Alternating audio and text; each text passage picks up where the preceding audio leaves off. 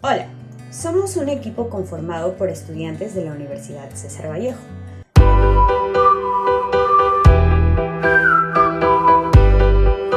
El día de hoy estamos encargados de exponer o hablar con respecto a un tema muy interesante e importante, que vendrían a ser las apraxias.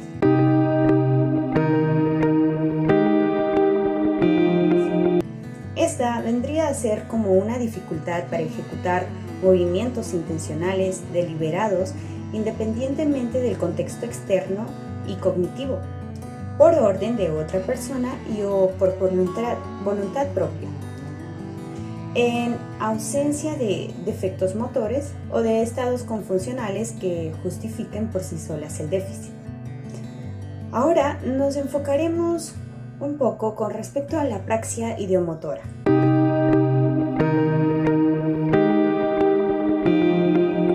Para ello daremos un pequeño concepto.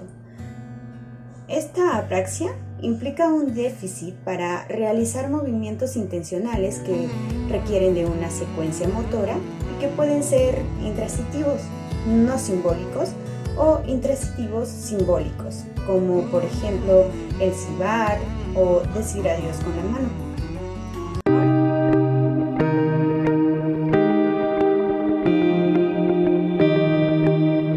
Ahora bien, daremos algunas ejemplificaciones. Con respecto a la alimentación, vendría a ser que no realiza la presión adecuada a los cubiertos, o con respecto al aseo personal, tiene dificultad para orientar el peine hacia el cabello.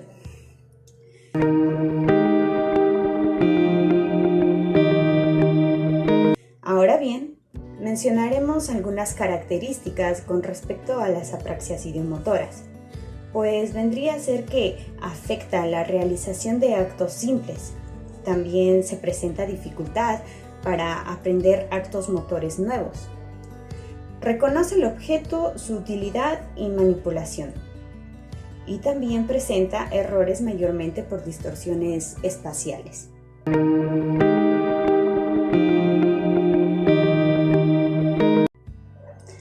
Ahora bien, hablaremos con respecto a la localización cerebral. Vale mencionar que aunque es usual evaluar la apraxia ideomotora únicamente en los miembros superiores, generalmente se encuentra que la apraxia también se manifiesta en los miembros inferiores, especialmente en caso de lesiones extensas del hemisferio izquierdo. Bien, esto sería con respecto a las apraxias ideomotoras. Ahora bien, el siguiente compañero le seguirá explicando con respecto a las demás apraxias.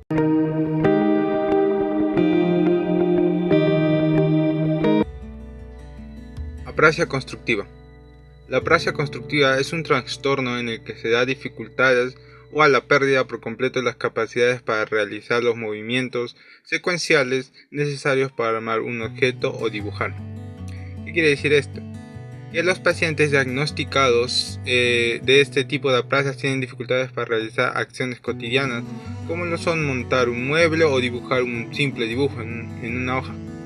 La apraxia constructiva se puede identificar al observar al paciente que lleva a cabo de forma ineficiente o deficitaria tareas aparentemente sencillas como lo son copiar un dibujo, construir figuras con bloques o montar un puzzle.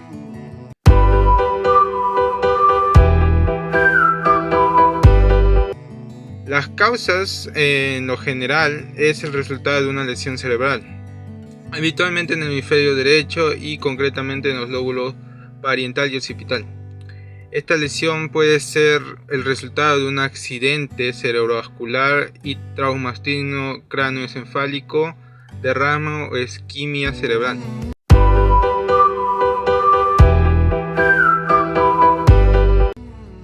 Los síntomas. Los síntomas en función en el área afectada, si ha ocurrido en el hemisferio derecho o en el izquierdo y la lesión es grave o leve, los síntomas son muy variables. Sin embargo, generalmente los pacientes diagnosticados de este tipo de trastorno manifiestan los siguientes síntomas: dificultades u omisión en los detalles del dibujo a copiar. Al dibujar una línea horizontal, lo hacen a cachitos. Gira, invierte o rota las figuras, cambia los ángulos de los dibujos.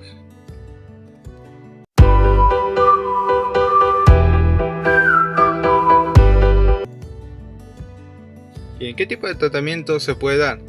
En este tipo de apraxia se suele hacer mediante terapias motoras, insistiendo en que se fije con más detalle en las partes de dibujo. No obstante, la mejor opción es intervenir directamente en la zona afectada. Es muy importante que la familia se implique en la recuperación y den apoyo emocional al paciente con ese tipo de trastornos para que acuda a terapias y vaya mejorando.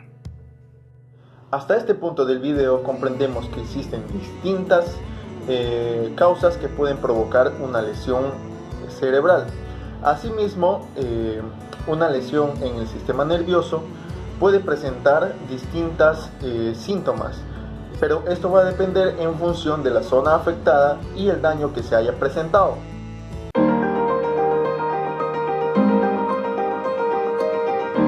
Consiste en la incapacidad de controlar los órganos relacionados con la articulación, es decir, la incapacidad de las personas que tienen para con los músculos de la laringe, la faringe, la lengua, la mejilla, de hacer movimientos que no estén relacionadas con el habla.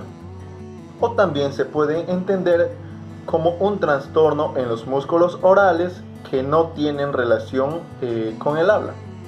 Entonces, esta apraxia afecta los movimientos voluntarios y en ocasiones las imitaciones. Aunque los movimientos automáticos con el mismo grupo de músculos se encuentran conservados, en ocasiones la apraxia viene acompañada del mutismo y está relacionada con lesiones en el opérculo frontal y el parietal y en la ínsula anterior al hemisferio izquierdo. Algunos ejemplos de las personas que sufren estas apraxias son los movimientos y los gestos tales como soplar, ¿no? Hinchar las mejillas, mostrar los dientes, sacar la lengua o expresar llanto o alguna risa por imitación.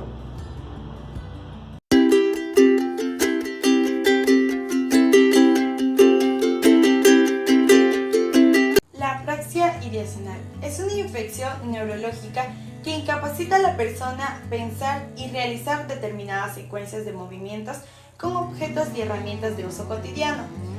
Esta condición impide a la persona que la padece planificar movimientos en los que hay algún tipo de interacción con objetos, debido a que se produce una pérdida del conocimiento o la percepción del propósito de los mismos.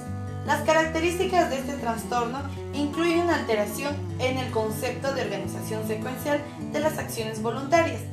Cuando el paciente parece haber perdido el conocimiento de lo que representa un objeto específico, por ejemplo, cuando le decimos a un paciente que sufre este tipo de apraxia que comunique en voz alta los pasos que hay que hacer para lavarse los dientes, le va a resultar algo imposible.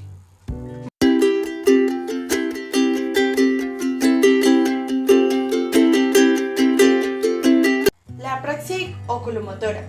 Es un trastorno hereditario que afecta al ojo y que está generalmente presente desde el nacimiento. Consiste en una alteración de la función cerebral caracterizada por la incapacidad para ejecutar movimientos oculares. El paciente que sufre apraxia oculomotora no puede cambiar voluntariamente la dirección de la mirada hacia los laterales ni presenta la fase rápida de los reflejos vestíbulo ocular ni opticinético en que son encargados de estabilizar la mirada para obtener imágenes nítidas.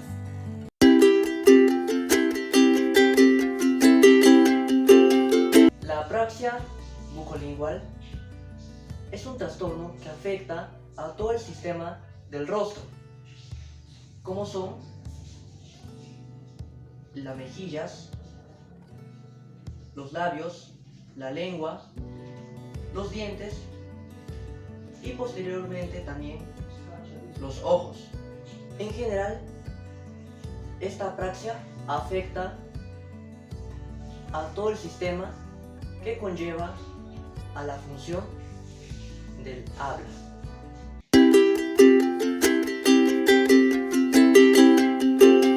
En cuanto a características, en las apraxias en general,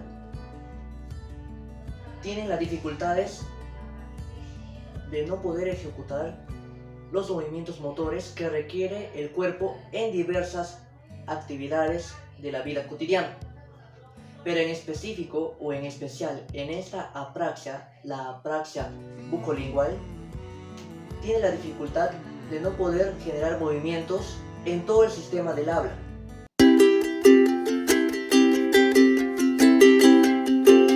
La apraxia bucolingual es un trastorno que afecta puntualmente al cerebro, en donde se sitúa en el área de Broca, que es un área en donde se realiza la producción del discurso.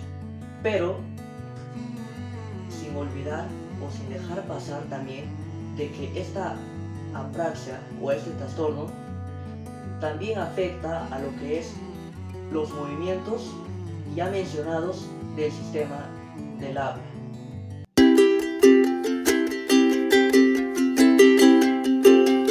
Ahora pasamos a lo que es la ejemplificación o dar algunos ejemplos en cuanto a este trastorno de la apraxia bucolingual. En cuanto a los ejemplos, podemos dar en que estas personas que sufren este tipo de trastorno no pueden realizar diversas actividades como son el silbar, el poder llamar a una persona mediante el habla, el no poder hacer movimientos con la boca o el sistema del habla, y entre otras muchas formas que podemos utilizar todo este sistema, que requiere de mucha importancia, ya que es un sistema en la que las personas lo utilizan constantemente, ya sea en el momento de interactuar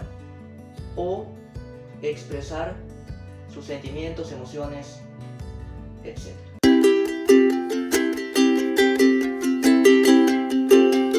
En conclusión, podemos decir de que las apraxias en manera general afecta a todo el sistema del cerebro en cuanto a las funciones motoras que conlleva ya sea